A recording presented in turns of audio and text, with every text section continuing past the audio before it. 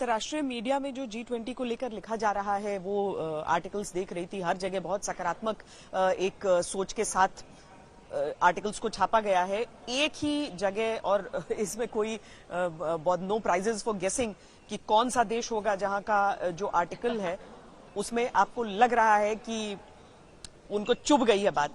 और global times का ये एडिटोरियल है जिसमें उन्होंने कहा है कि उन्हें ऐसा यकीन है कि इस बार जॉइंट कम्युनिके पहली बार G20 के इतिहास में इशू नहीं हुआ होगा, इशू नहीं होगा। मुझे लगता है कि ये कल की खबरों से पहले ही उन्होंने लिखकर उसे छाप भी दिया है, क्योंकि इसमें हर चीज को लेकर उनका है कि पूरी दुनिया इंडिया को नीचा दिखा रही है। जो वेस्टर्न ताकतें हैं वो अपना हित इसमें देख रहे हैं, भारत के बारे में कोई नहीं सोच रहा है। यूक्रेन को नहीं बुलाया है, ये सारी दुनिया देख रही है। तो इस तरह की चीजें देख रहे हैं और उन्हें ये भी नहीं समझ में आ रहा है कि वो बोलें कि भारत रूस के पक्ष में है क्योंकि उससे वो उसके अपने दोस्त के ऊपर आक्षेप हो जाएगा, या फिर ये कहें कि नहीं भाई भारत बाकी की दुनिया के साथ है। तो लेकिन कमोवेश मुझे लगता है कि पूरी दुनिया में सकारात्मक तौर पर इन सारी चीजों को देखा गया है। अधिकतर अमेरिका और भारत की दोस्ती की बात कर रहे हैं। जो बाइडेन और नरेंद्र मोदी जिस तरीके से मिल रहे हैं उसमें चाहे अमेरिकी अखबार हो, यूरोपियन अखबार हो, ऋषि सुनक को बहुत ज्यादा फोकस किया गया है। ऋषि सुनक ऐसे भी यूके को G20 में अपनी उपस्थिति मजबूती से दर्ज करने के लिए, क्योंकि बड़े बड़े देश जरूर रहते हैं, यूनाइटेड किंगडम अपने आप में बड़ा देश है, लेकिन उस हिसाब से नजर नहीं आ रहा था। खासकर पिछले कुछ वर्षों का जो आर्थिक संकट वहां पर रहा है और अब जिस तरीके से वो एक तरह से आर्थिक तौर पर अपने पांव जमाने की कोशिश करता है। ऋषि सुनक उन सबकी बहुत बड़ी होप है और ऐसे में जब उनकी जड़ें यहाँ की, जो उनके रूट्स हैं वो सामने आते हैं, तो मुझे लगता है कि ये अच्छा टेलीविजन है, जैसे हम कहते हैं गुड टेलीविजन। वो तस्वीरें चाहे वो अक्षरधाम मंदिर में जाते हों, कल जब वो भोज के लिए अपनी पत्नी के साथ पहुंचे हो, या छोटी तस्वीरें जो कि आपने भी जिसका जिक्र किया है कि अपने सोशल मीडिया पर खुद वो डाल देते हैं, उनकी पत्नी उनकी टाई को ठीक करते हुए। तो ऐसी चीजें जो सहजता एक G20 जैसे आयोजन के साथ अगर उसके इर्द गिर्द इस तरह की तस्वीरें आ जाती हैं तो ऋषि सुनक भी काफी सुर्खियां बटोर रहे हैं पूरी दुनिया में अपनी इन तस्वीरों के साथ और अपने उस नई ऊर्जावान अप्रोच के साथ जो G20 में उनका नजर आ रहा है। अंजना,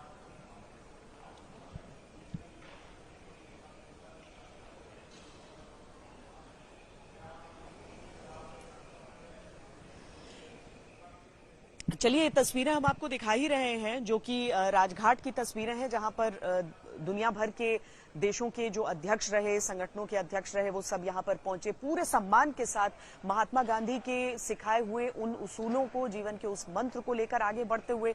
चाहे दुनिया में उस अहिंसा की बात हो जिसकी आवश्यकता संपूर्ण विश्व को इस समय पर है, या फिर महात्मा गांधी की वो सीख कि भेद नहीं करना है मानव का मानव से। जिस तरीके से दक्षिण अफ्रीका के पीटरमारिट्सबर्ग में वो इतिहास में इंगित हो गया वो अध्याय, भले नेल्सन मंडेला को वहां पर वो उनके पिता स्वरूप हैं राष्ट्र के, लेकिन महात्मा गांधी का सम्मान कितना ज्यादा है। अफ्रीका इंसिडेंटली इस बार जो अफ्रीकन यूनियन है वो भी G20 का सदस्य बना है। और ये सारी चीजें आज जब कुछ अफ्रीकी देशों के प्रतिनिधि वहां पर पहुंच रहे थे राजघाट पर, तो अपने आप में भारत की विश्व गुरु की छवि जो आज कुछ और ज्यादा मजबूत रही तो सदियों से है, लेकिन आज के आधुनिक परिवेश में वो कुछ और ज्यादा पक्की हुई है। ये तस्वीरें जो राजघाट से आती रही ये इसकी सूचक रही। अब हम सब प्रतीक्षा कर रहे हैं कि भारत मंडपम में इन नेताओं के आने का सिलसिला शुरू हो। दो जो सत्र हैं G20 के वो पहले दिन हुए, वन अर्थ वन फैमिली, और उसके साथ ही दिल्ली डिक्लेरेशन जो है उसको लेकर आम राय बनी। युद्ध जो रूस और यूक्रेन के बीच है उसे लेकर पिछली बार बाली के G20 समिट में बहुत दिक्कतें हो गई थी। उस 3 जगहों पर जब वॉर शब्द का प्रयोग किया गया था, लेकिन भारत की जो कूटनीतिक टीम है उसने कुछ इस तरीके से प्रयोग किए, इस तरीके से शब्दों को स्थापित किया इस डिक्लेरेशन के अलग अलग हिस्सों में कि किसी भी पक्ष को किसी तरह की कोई असहमति नहीं रही और आखिरकार दिल्ली डिक्लेरेशन पहले ही दिन अडॉप्ट हो गया। अब अशोक सिंघल भी मेरे सहयोगी मेरे साथ इस समय जुड़ रहे हैं। अशोक, जो बाइडेन की रवानगी की भी बात है, लेकिन इस सब के बीच G20 का आखिरी सत्र आज का दिन बायलैटरल्स का भी दिन होगा, लेकिन इसके साथ ही सभी बड़े नेताओं की वापस अपने अपने देशों की ओर रवानगी का भी दिन होगा। अशोक, बिल्कुल। आज क्योंकि सिर्फ 2 घंटे का सेशन बचा है, वन फ्यूचर क्योंकि मेन और जो दिल्ली डिक्लेरेशन श्वेता आज होना था, आखिरी दिन होना था, वो कल हो गया, तो मेन चीजें कल हो गई है। आज जो वन फ्यूचर की बात हो रही है उसमें आगे की तरफ देखना होगा, इस पे डिस्कशन होगा, क्योंकि जो जो चीजों पे कल सहमति बनी है, दिल्ली डिक्लेरेशन आया है, उसको आगे कैसे इंप्लीमेंट किया जाएगा। और सबसे बड़ी बात श्वेता इसमें है कि भारत विकासशील देशों, छोटे देशों, जो गरीब देश हैं, उनके चैंपियन, उनके एजेंडे को आगे बढ़ाने के चैंपियन के तौर पे दिखाई दिया है। उन्होंने अपना एजेंडा जो था, उनका एजेंडा आगे बढ़ाया है, इसमें सक्सेस मिली है भारत को।